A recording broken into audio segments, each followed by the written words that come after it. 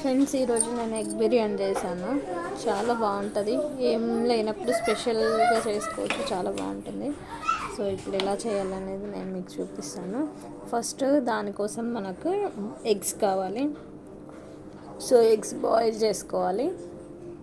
ఇవి బాయిల్ అయ్యేంత లోపల మనకు గ్రేవీ కోసం టమాటోస్ కట్ చేసి వాటిని మిక్సీ పట్టేయాలండి.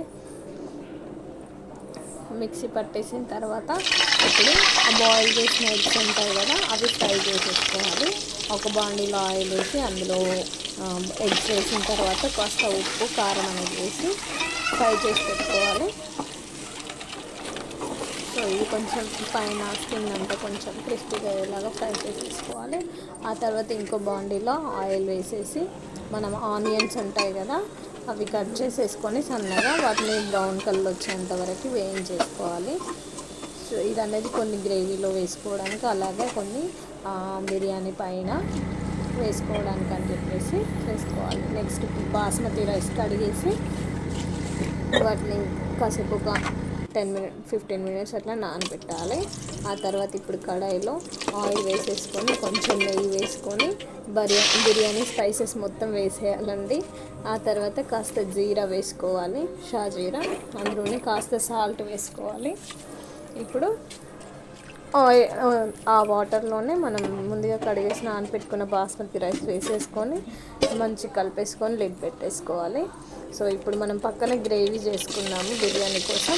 దానికోసం అని చెప్పి ఒక కడాయిలో మిర్చి కాస్త మన గరం మసాలా స్పైసెస్ వేసుకొని ఆ తర్వాత అందులోనే ముందుగా పట్టి పెట్టుకున్న టమాటా ప్యూరీ వేసేసుకోవాలి. సో ఇందులోనే మనం కాస్త ఉప్పు, కారము, ధనియాల పొడి, అలాగే బిర్యానీ మసాలా అన్నీ వేసేయాలి. లాస్ట్లో కాస్త పెరుగు కూడా వేసేసుకోవాలి. వేసుకున్న తర్వాత ఒక 5 to 6 మినిట్స్ అట్లా మగ్గనివ్వాలండి, దాని పచ్చివాసన వేసాక. సో తర్వాత మనం కొంచెం ముందుగా మనం వేయించి పెట్టుకున్న ఆనియన్స్ అనేది వేసుకోవాలి.